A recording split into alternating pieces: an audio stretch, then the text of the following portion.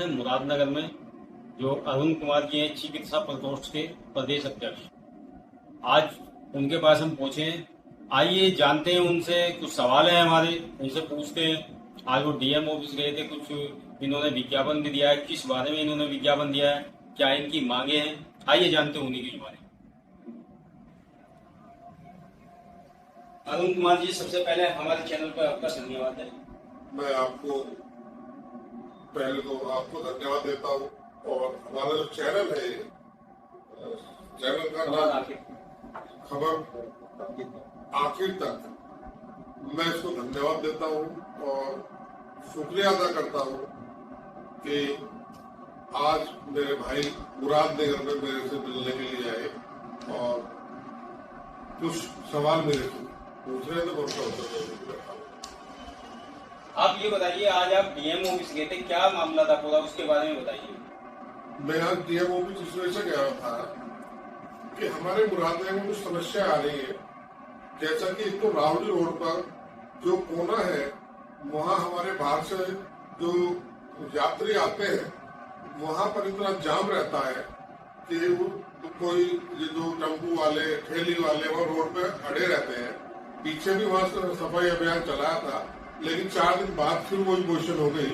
वहाँ औरतों के साथ बदतमीजी भी की जाती है। तो एक तो मेरा डीएम साहब से ये था कि भाई इसको वहाँ से हटवाया जाए, और दूसरा मेरा था कि एक जो गुड़मंडी है रावल रोड पर, ये बहुत बड़ी गुड़मंडी है हमारी, लेकिन इसमें इसकी दीवारें सारी टूटी पड़ी हैं। इसमें बाहर से लोग पैसे आ जाते हैं, सुबह शाम भरे रहते हैं गंदे लोग, जो कि वहाँ कुछ भी बताने की बात नहीं होती सब चीजें। और मेरा गवर्नमेंट से, डीएम साहब से अनुरोध था कि इसकी दीवारें चारों तरफ से सही कराई जाए, इसकी साफ सफाई कराकर। एक सबसे बड़ी समस्या है कि हमारे रावली रोड पर एक सभी बाजार बढ़ता है, जिससे, और एक बढ़ता है हमारा मंगल बाजार, जो मंगल उधर होता है ईदगाह की तरफ। वहां पर अगर कोई मरीज, किसी मरीज की कोई ज्यादा बड़ी परेशानी आ जाए, तो वहां एम्बुलेंस निकलने के लिए भी इतने एम्बुलेंस निकलेगी तो कई बार ऐसा होता है कि मरीज मरने के चांसेस हो जाते हैं, क्योंकि उसमें भीड़ इतनी रहती है तो जगह नहीं मिल पाती। दूसरा मेरा ये था, और तीसरा मेरा जो था कि भाई यहाँ पे रावल रोड पे, जैसे पहले यहाँ पे पुलिस का बूथ बना हुआ था, वहाँ बूथ की वो दोबारा स्थापित हो, और यहाँ 2-4 पुलिस वाले बराबर रहे। तो मेरा जहाँ तक डीएम साहब से ये अनुरोध था, मैंने इसी चीज का ज्ञापन दिया है। अभी क्या आश्वासन आपको वहाँ से मिला? मुझे डीएम साहब से वहाँ गया तो वहाँ आश्वासन मिला के जल्दी इस पर कार्रवाई की जाएगी। और वहाँ मुझे LIU वाली एक महिला मिली, महिला बहन हमारी, उन्होंने उसको मेरे लेटर का फोटो भी लिया कि हम इसमें संज्ञान जल्दी से जल्दी करेंगे।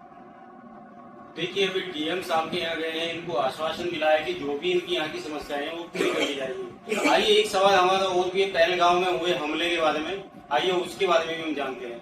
आप ये बताइए, जो हमला अभी ये हुआ था और इतने हमारे जो है भारतवासी मारे गए वहाँ पे, इसके बारे में आपको क्या कहना? ये हमारी बहुत बड़ी दुखद घटना है हमारे हिंदुस्तान के लिए।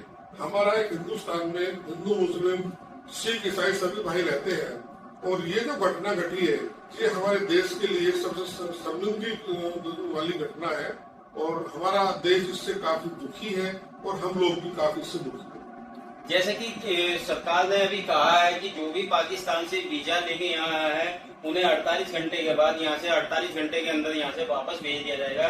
इसी कड़ी में एक सीमा हैदर है, जो कि नेपाल के रास्ते से वो आई थी, और आज जो है भारत में हमारे नोएडा में वो रह रही है। तो इसके बारे में आपकी क्या राय है कि क्या उसे पाकिस्तान भेज दिया जाए या वो हिंदुस्तान में ही रहेगी?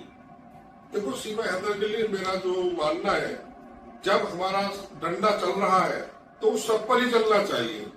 भाई औरों को तो हम भेज रहे हैं, सीमा हैदर को भी रोके, तो उसका कोई हमारा उचित तो नहीं है वो यहाँ रहे। हमारा गवर्नमेंट से, अपने प्रधानमंत्री राष्ट्रपति से अनुरोध है कि उसको भी यहाँ से पाकिस्तान भेजा जाए, और जैसे सब जा रहे हैं वैसे वो भी वहीं जाए। यहाँ उसका कोई रहने का उचित तो नहीं है। तो जैसे कि सचिन से उसको एक बेटी भी हुई है, तो क्या वो बेटी यहीं रहेगी या उसे पाकिस्तान ही जाना पड़ेगा बेटी को? देखो, उसके लिए तो ये है कि भाई 4 बच्चे वो पाकिस्तान से लेके आई है, तो वो तो बच्चे 4 तो पाकिस्तान जाने चाहिए। और रही ये 25 से हुई है, अब इसका जो है ये हमारी गवर्नमेंट देखेगी कि भाई इसमें हमारी गवर्नमेंट क्या करेगी। जब सीमा हैदर पाकिस्तान जाएगी तो वो 1 महीने की बच्ची यहाँ क्या करेगी। भाई इतना हो सकता है बाई चांस यहाँ पैदा हुई है उसको दोबारा यहाँ बुला ली जाए, जब बच्ची बालिग हो जाए तो बुला सकते हैं, लेकिन उसमें हमारी गवर्नमेंट का है कि गवर्नमेंट हमारे उसको क्या संचालन करे। लेकिन सीमा हैदर यहाँ नहीं रहनी चाहिए, जैसे जब सब जा रहे सभी जाना चाहिए यहाँ। जिस तरह से वो पाकिस्तान से नेपाल के रास्ते यहाँ आई है, क्या उसका यहाँ आना उचित था? इसका आपकी क्या राय है? हमारा यही तो संदिग्ध मामला है कि वो लेडी होते हुए, मैं तो एक जेंट्स हूँ, मेरे में इतनी शायद कई बार दिमाग ना चल पाए, लेकिन उस लेडी ने इतना दिमाग चलाया। पाकिस्तान से सऊदी गई, सऊदी से फिर नेपाल आई और नेपाल से फिर सड़क के रास्ते में हमारे हिंदुस्तान में आई। तो यही एक बहुत सोचने का विषय है और हमारे जो गवर्नमेंट है उसको इस पे बहुत संगीनता के साथ, बड़े सोच विचार के साथ बहुत ध्यान देने वाली बात है। हमारा जो यहाँ का प्रशासन है उसको भी इस पर पूरी इसकी तहकीकात करनी चाहिए कि वो लेडी इतने दिमाग तेज चला के कैसे हमारे हिंदुस्तान में आगे बढ़ी है। ये तो हमारे गवर्नमेंट को सोचने का विषय है। जैसे कि बताया जाता है कि सीमा हैदर अनपढ़ है, इतनी पढ़ी लिखी नहीं है। जब वो इतनी पढ़ी लिखी नहीं है तो उसको कैसे, किस रास्ते से आया? वो अकेली आई है या उसके साथ कुछ और भी लोग आए हैं? इसके बारे में आपकी क्या राय है? मुझे ऐसा लगता है जैसे जो बताते हैं अनपढ़ है, मुझे तो वो अनपढ़ लगती नहीं है। वो मुझे तो पाकिस्तान की चाल लगती है उसमें, क्योंकि एक औरत अनपढ़ हमारे भी घर में है, इतनी तेज कोई औरत नहीं मिलेगी जितना कि उसने दिमाग अपना चलाया है। तो वो बहुत सुलझी कोई, या तो पाकिस्तान की जासूस लग रही है मुझे कि भाई वो पूरा यहाँ हिंदुस्तान के अंदर एक अपना पूरा प्रोपेगेंडा पहले फैलाए, और एक उसके साथ हमारे लग रहे और भी कुछ लोग हैं, तो उसमें काफी बड़ी साजिश हो सकती है। नईम त्यागी जी हमारे साथ में हैं, वो भी भारतीय किसान यूनियन भानु से हैं। आइए उनसे भी पूछते हैं। नईम जी ये बताइए, आज आप डीएम ऑफिस गए थे, क्या वाक्य था आपका, किस मसले को लेकर वहाँ पहुँचे हैं आप? देखिए सर, मैं आपकी चैनल से माध्यम से बताऊँ आखिर तक कि आपके चैनल बता रहा हूँ माध्यम से। आज हमारी टीम जो है, हमारे डॉक्टर साहब अरुण कुमार जी और हम जो हमारी टीम गई है डीएम ऑफिस तक, वो हमारी जो थी क्या है ये कि मुरादनगर की समस्या लेकर गई है।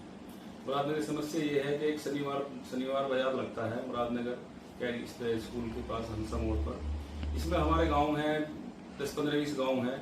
यहाँ ठेरी रोड वाले इतनी वो करते हैं, भीड़ लग जाती है कि सड़क पर निकलना मुश्किल हो जाता है और बहुत ज़्यादा परेशानी है शनिवार को।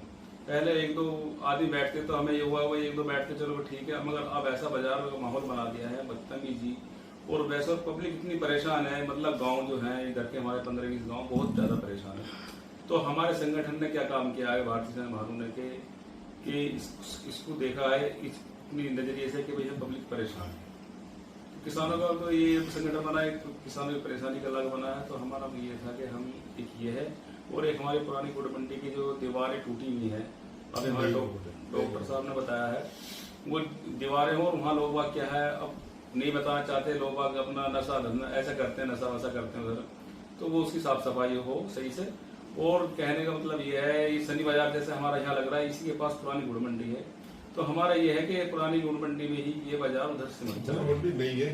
नई गुड़ मंडी जो है, नई गुड़ मंडी है वो जो तो आपका ये कहना है कि जो पैंट रास्ते में लग रही है वो गुड़ मंडी में शिफ्ट हो जाए? जी, ताकि जो है यहाँ भीड़ ना हो।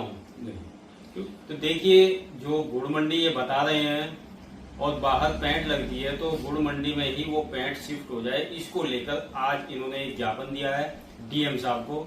वहां से इनको आश्वासन मिला है कि कुछ ही समय में जांच करा के उस पर कार्रवाई होगी और दीवारें कराई जाएंगी। आइए दूसरा सवाल है हमारा, इनसे पूछ लेते हैं कि यहाँ जो पहलगांव में आतंकियों ने हमला किया है उसमें इनकी क्या राय है कि जो पाकिस्तान से वीजा लेकर के यहाँ आए हुए लोग थे भारत में, उनको वापस भेजा जा रहा है।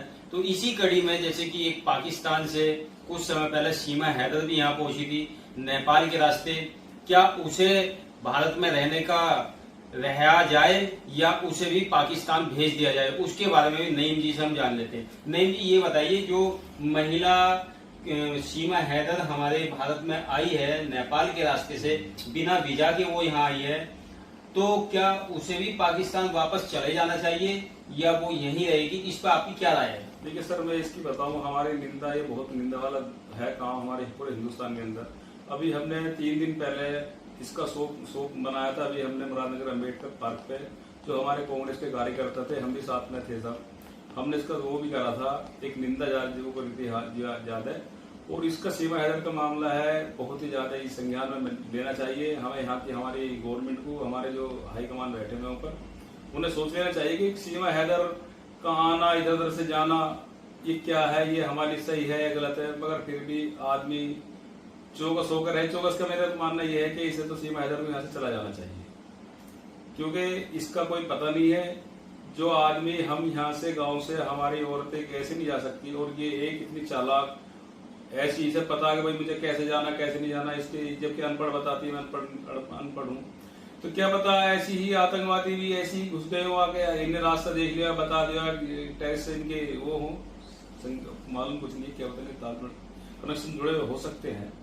तो हमारा तो मानना यह है, मैं आपके चैनल के आखिर तक उनसे माध्यम से बताना चाहता हूँ कि सीमा हैदर को भी चला जाना चाहिए यहाँ से। देखिए, इनका ये कहना है कि जिस तरह से सीमा हैदर हमारे भारत में घुस सकती है, तो क्या उसके साथ में जो आतंकी है वो भी घुस सकते हैं। और जिस तरह से वो आज उसके फॉलोअर्स बढ़ रहे हैं और उसकी रील यहाँ चल रही है, कहीं ऐसा तो नहीं कि रील के माध्यम से यहाँ की खबरें, सारी भारत की खबरें पाकिस्तान में पहुंच रही हो और उसी के माध्यम से इस तरह की घटनाएं हो रही हो। तो इस पे जो है भारत सरकार को संज्ञान लेना चाहिए। कि नईम त्यागी जी का कहना है कि सीमा हैदर को भी भारत से पाकिस्तान भेज दिया जाना चाहिए। तो बने रहिए हमारे चैनल के साथ में, खबर आखिर तक 74 के साथ में। अगली कड़ी में हम और भी लोगों से आपकी बातचीत कराएंगे। धन्यवाद।